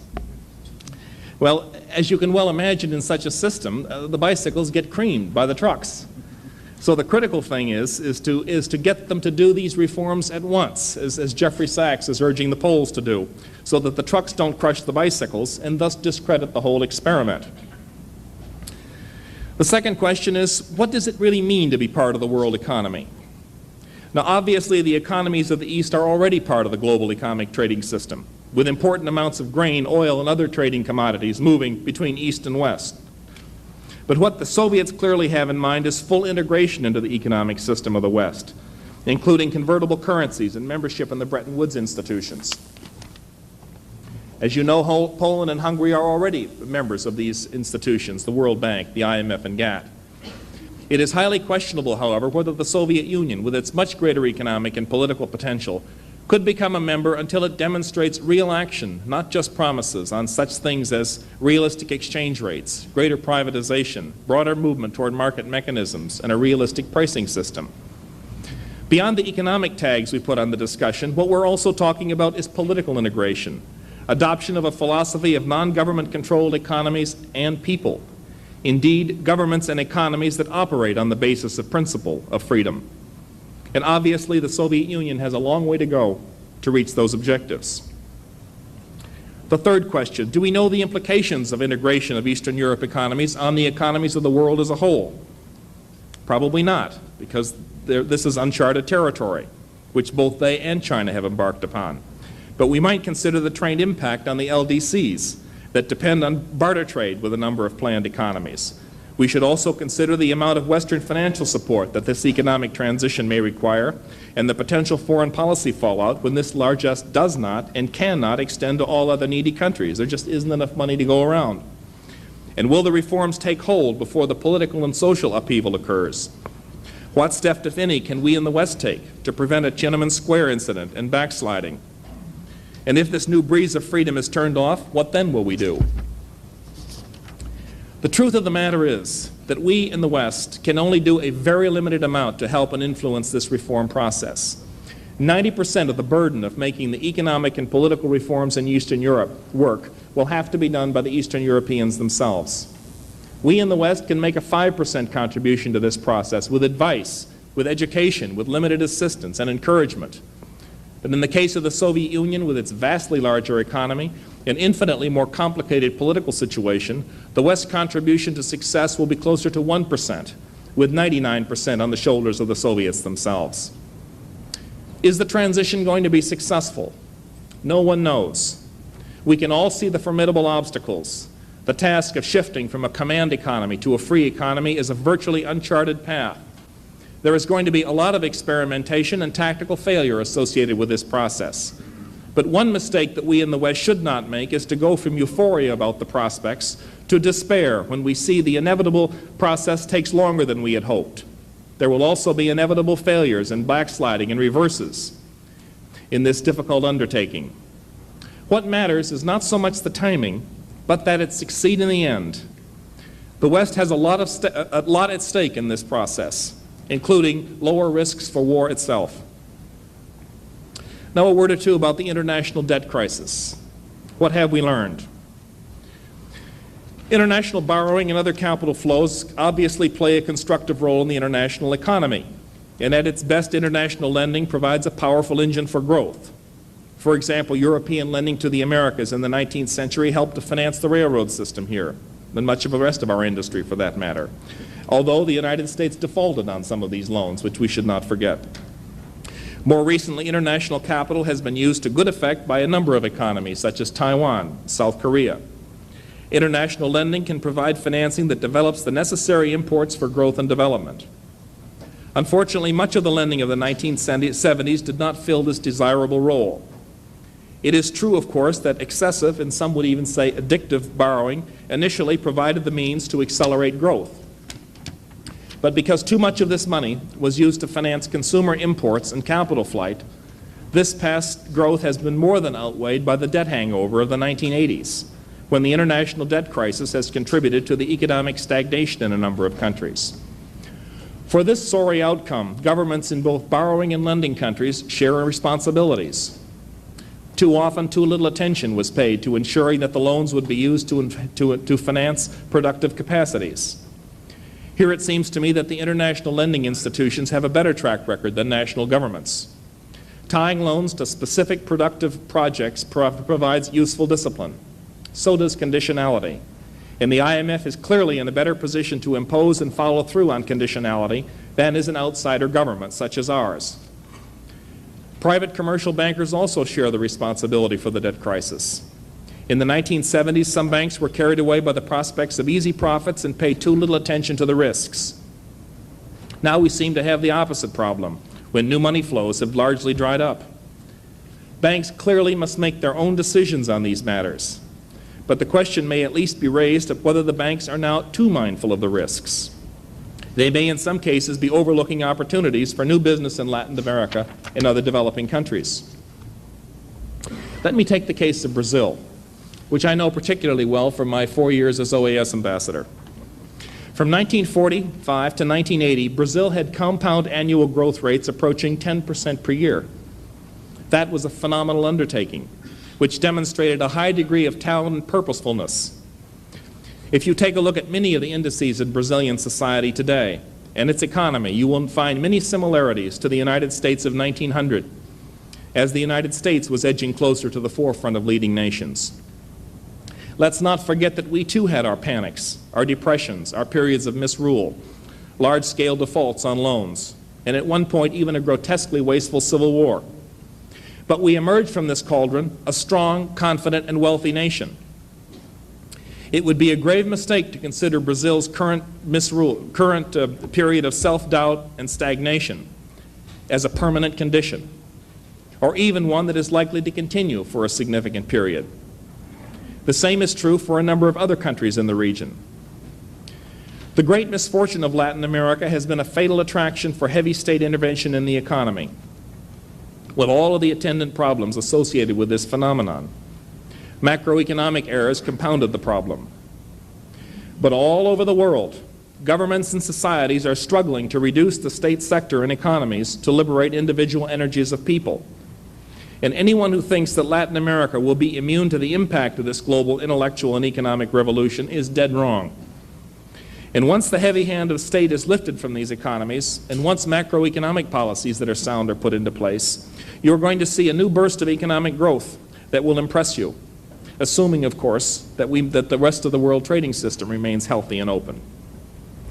Latin America is extremely important to the United States, both strategically and economically. Writing them off now would be a foolish and self-defeating mistake. Look how fast East Asia came onto its own once they got the policies right. Brazil alone is likely to emerge as a world leader in the course of the next half-century. Now I'd like to say a few words about the international trading system. The major challenge that we face today in international trade is to determine what kind of an international trading system we want.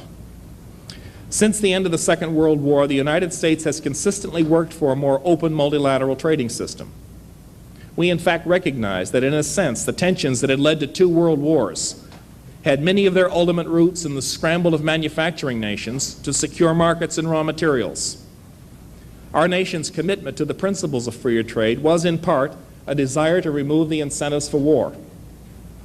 Fundamental to this approach has been the role of the General Agreement on Tariffs and Trade, the so-called GATT, which has spurred economic growth through several rounds of tariff cuts. But like all institutions, GATT must change with the times. And this is precisely what the current GATT round of multilateral trade talks is intended to do. Update the GATT system to more closely reflect today's trade realities. GATT has succeeded significantly in lowering trade barriers, tariff barriers, and has begun to tip away at non-tariff barriers. But there are important areas that are either inadequately covered or not covered at all by GATT trading rules. Agriculture, services trade, intellectual property, and trade-related investment measures. Over $1 trillion of goods and services in trade is not covered by the GATT rules. Beyond that, we have the pernicious phenomenon of de facto managed trade within the GATT rules themselves, violating the spirit, though not the letter of the GATT. Examples abound. They range from VRAs to the vast and complicated impediments to imports of various kinds of manufacturing and agricultural products that exist in the domestic economic situation of Japan and various other important new major trading participants in the global economy. The Uruguay Round is the most ambitious multilateral negotiation yet undertaken. Over 100 nations are participating to hammer out agreements in 17 areas of trade barriers. We are scheduled to conclude the Uruguay Round next year, December 1990. The United States has made it clear that its negotiators must adopt fundamental reforms, also in agricultural trade, for the round to succeed. We must never forget that the Uruguay Round's ambitious agenda was born out of a general fear of a new wave of protectionism. An empty agreement that did not meaningfully address the fundamental problems outlined in Punta del Este would be a major disappointment and could add fuel to the very fire that the round itself was designed to quench. And some very tough bargaining lies before us in the year ahead. Another challenge to the trading system is the stubbornly wide payments imbalances between countries that pose increasing dangers if not corrected. I am speaking particularly, of course, of the U.S. trade deficit and the trade surpluses of Japan, West Germany, and certain others. Those economic imbalances were described in the Paris Economic Summit as unsustainable, and indeed they are. In one of his final speeches as Secretary of State, George Shultz pointed out that the United States could not indefinitely run trade deficits, and that ultimately the United States would have to run a trade surplus, a large trade surplus, to pay off the indebtedness that we have run up, the cost of essential imports, and the repatriated profits that will flow from foreign investment here. This obvious but central fact has not really sunk in, either domestically or internationally, because who wants to think about a chilly winter during a glorious Indian summer? To accomplish what will be required of us, we as a nation will have to save more, spend less, invest more, pour more resources into modernized education, and do more in research and development.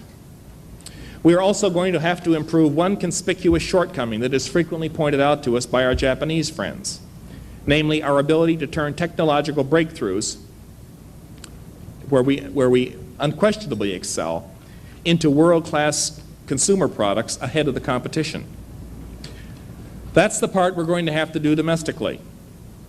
At the same time, we're going to have to continue a major sustained effort to open up to a greater degree the domestic markets in Japan and other surplus countries, because it's obviously the surplus countries where we're going to have to be doing increased trade.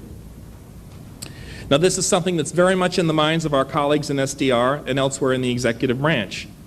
And we're also hoping in the structural impediments talks that we are now having with the Japanese that this will make a contribution over time.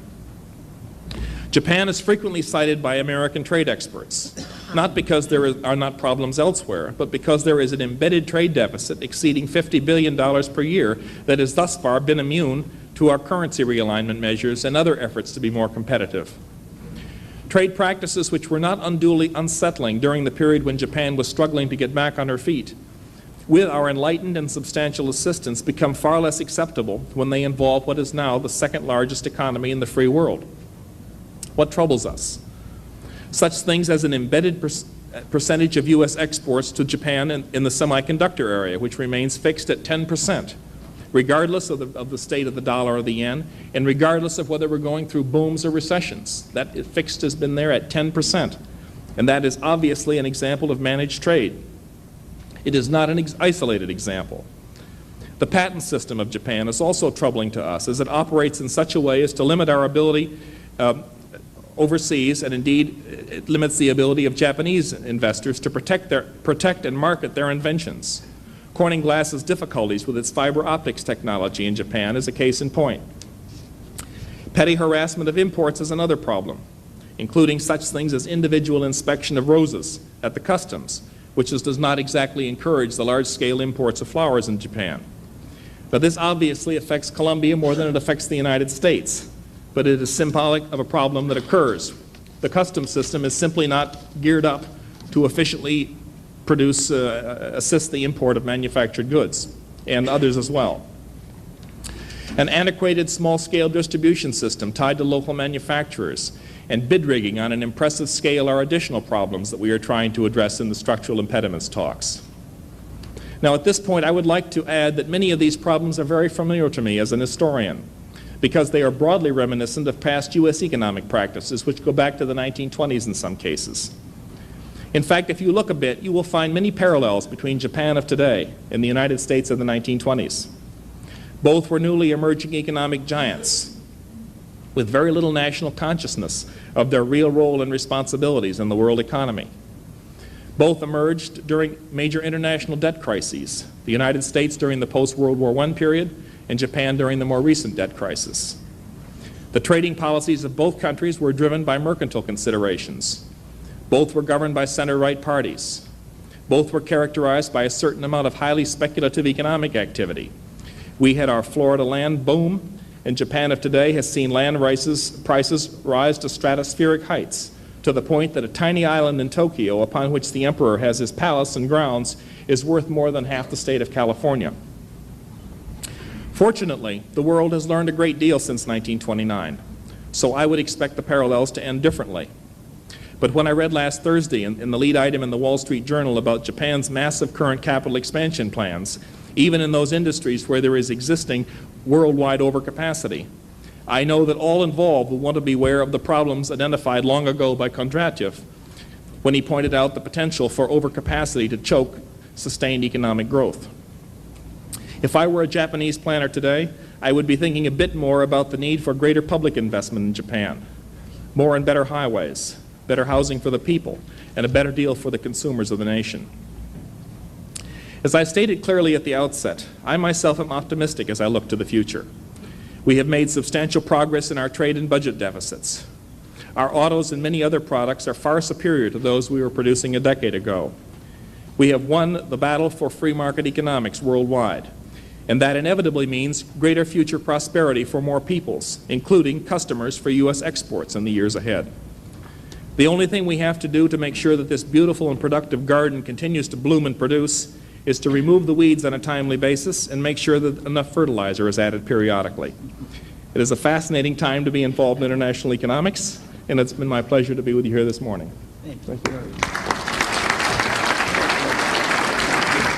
Thank you very much. Appreciate it. Thank you.